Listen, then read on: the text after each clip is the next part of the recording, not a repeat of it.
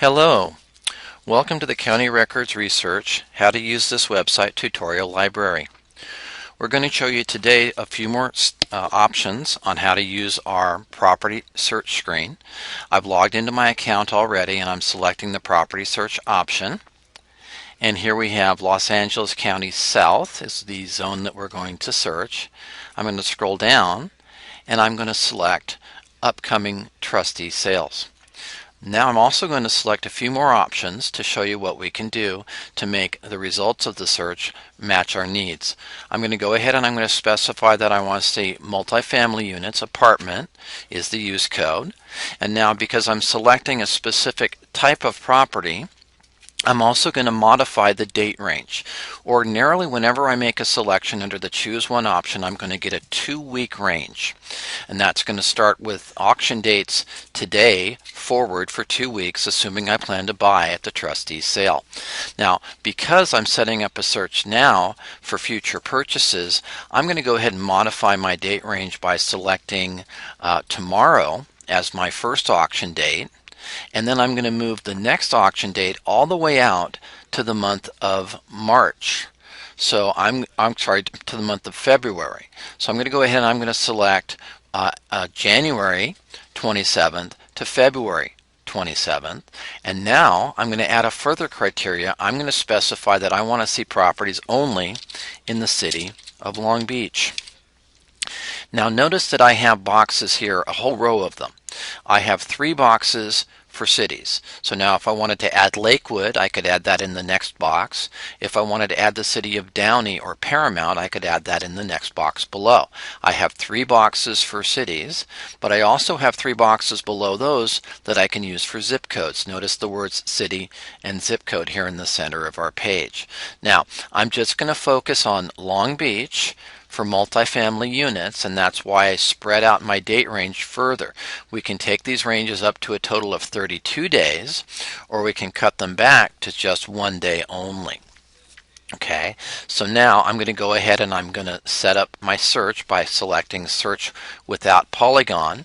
I'm going to make one more selection as well, and I'm going to choose the only active sales option.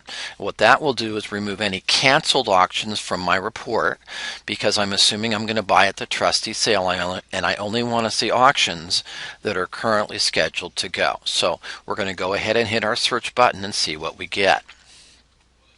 Now, what I just got is the search result based on specifying only multifamily properties and only in the city of Long Beach.